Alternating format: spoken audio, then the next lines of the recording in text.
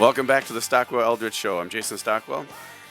And as I said earlier in segment one, Diane is up at the lake. I hope she's enjoying herself, having fun with these wonderful last few, maybe weeks. I don't want to say that of summer life. But and Dawn is out ill today. But we have Jeff Peterson here is talking about 1031 exchanges. A couple of things I want to touch on. If you or someone you know is looking for single level living, one level living, call us. We will definitely be able to help you out. We have, if you want brand new single level living, we have Bloomington. We have sites in Bloomington. We have sites in Richfield. These are done. These are very close to completion. These are within weeks away, 2-3 weeks away of being fully completed, ready to go. And we actually are accepting contracts and lot reservations for them.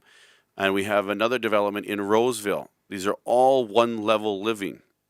Now, if you are 62 or above and you're worried about your next move, like many of you are, I talk to seniors almost daily, and they have their house and they are worried because their house may be worth $250,000, $300,000, $325,000, $350,000, who knows? And they want to do a lateral move, right? I haven't talked to many people that are in that age group that say, you know what, I've paid my house off over these last 30, 40 years. Now I'm ready to go on and take on another $200,000 debt mortgage.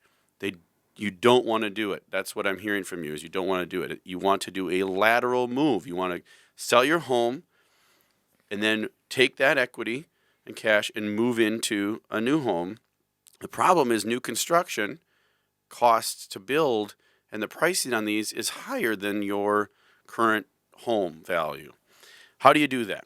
Well, we're going to have a show on that, on how to do a lateral move without going in and having to go into your 401k, having to go into your retirement, having to go into your savings, and actually paying less than you would pay, say, at a co-op or even at a rental per month. And we're actually going to have live sessions in Roseville at our model there during the Parade of Homes next month with food. So you have dinner, drinks will be provided. You come there, it'll be a half-hour to 45-minute presentation, and you can come and see the wonderful development and see how you can do this and make a move without having to dive into excess funds. So call us 651-400-0773 if you have questions about that, or if you want to look at any single level living. 651-400-0773. We're happy to help. Dawn, Diane, and I had the pleasure of doing a video together. It's on Zillow. I'll have Casey, who works with us and our staff, to put it on the Facebook page under the Stockwell Eldritch Show. And with the hashtag, I'm not big on all the Jeff, you know, I'm not the internet guy. I'm not hashtagging a lot and all that stuff. In fact, I've learned that you don't do hashtags other than I don't know where you do them actually, but I sent someone a hashtag and they said, that's not what you do with hashtags. I'm like, okay, I don't know hashtags. But we have a hashtag called hashtag Experience Matters, okay? A lot of people are getting into the real estate business. A lot of flippers, a lot of agents, a lot of loan officers. Jeff, maybe a lot of new 1031 people are jumping on the bandwagon and saying, hey, look, people are doing this. I can start this out of my garage, or I can start this in my back bedroom or something like that. But watch the video. Experience Matters. We have great clients on there talking about their experience with us, the number of homes that we've sold. Everyone is different. You learn something new from every one. So I would say the same thing that Jeff would probably agree to, is that when Jeff does an exchange for someone, no exchange is identical to another exchange. The more exchanges you do, and the longer you've been doing it, the more you know what to watch out for and protect your client and make sure that they're in good hands. So if there's a brand new company and you're thinking, wow, this is brand new, and they're giving me this, and I think I can, they think they know what they're doing, do your research and check it out because experience matters. Hashtag experience matters.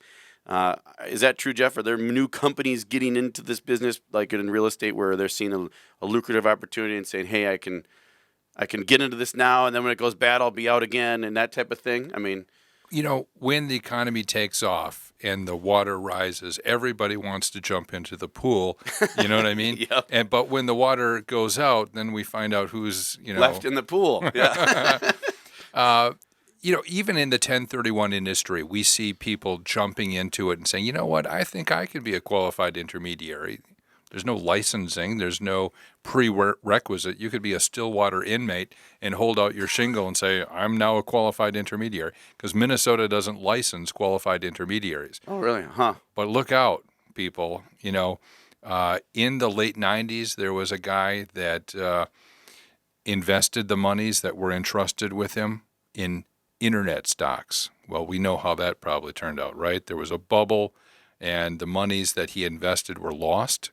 But he continued to take in new cash from additional 1031 clients and used their money to pay off the... oh, boy. Yeah, that it became a like Ponzi scheme. Ponzi scheme to me, yes. And then in the middle 2000s, there was a similar situation with Land America Exchange Company, where they invested the monies in securities that became illiquid, and the same kind of thing transpired on a bigger level.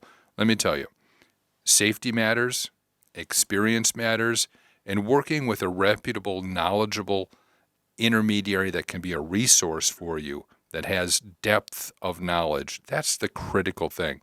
And I just want to tell people, your local little title company in small town USA might be able to cobble together some paperwork and say that they can do your 1031. But I'm going to tell you, you don't know what you don't know. And they don't know what they don't know. Yep. So you got to work with someone that does know. And I'm that guy. I'm the guy that knows it all when it comes to 1031s. I'll vouch for that after having Jeff on the show, and then also seeing him in front of a large group of people with that Meserly and Kramer event. The knowledge that is there, it's amazing, the history and the knowledge and the experience, because there's so many different situations that can come up in these exchanges, and you don't want to have someone that says, we just started last year and I don't know if we can do that. Or heaven forbid they say you can't do something that you can do, or you can do something that you actually cannot do, and then who's on the hook for it? You are, not necessarily them. In that situation, right? It's so frustrating, because sometimes, we have a pretty big internet presence. We're on Facebook, LinkedIn, and people see us on the web, and they call us up and say, I started with a different intermediary, but I can never get them to answer my questions. They don't answer the phone. But you're really helpful and friendly, Jeff, and you seem to know what you're doing. Can I switch my 1031 exchange over to your company? And, while that is, flattering and everything, you pretty much have to ride the horse that you came in on. Really? You're stuck with that intermediary Wow. that you start with. So before you entrust someone with your money, and before you kind of put yourself into a relationship with someone that you're really depending upon, do your due diligence, ask around. I was just happily pleased. I saw on Google Plus that we have 21 5-star reviews on Google Plus. Oh, that's awesome. I mean, our digital footprint is getting bigger every week, and I'm really excited about it. I don't know how to hashtag anything, and recently I discovered that LOL does not mean love you lots. I didn't know that. Well, so real quick, because I said on the last segment I'd share a little bit of my story on this one. So I've been investing quite a while. I have rentals, and I've been doing a lot of, quite a few flips, not massive amounts, and renovations. And I've been blessed with a lot of clients who do that and understand that industry. And I was a contractor for 4 years and did a lot of business there too. But I finally now, after Jeff, seeing him numerous times and going to his seminar, I said, man, and I actually talked to my tax people too. I'm like, I'm at the point I'm going to do this. So I'm going to be purchasing a property, renting it out for minimum of a year, probably 2 years. Ideally, doing what Jeff said, sell it to the tenants and have them take care of it and maintain it, and then I can do the renovation in there for them so that they can finance that part of it at the end. And I'm excited about it, and it's not that complicated as long as you come into it with that plan. Even on the purchase way back, in the beginning, because this is a property that could be just touched up, turned around, and sold right away a couple months later, But I think the long-term strategy will be much better, and my tax accountant agrees as well. And if you have something like that, if you have questions about it, if you want to find the properties, we'll help you with that.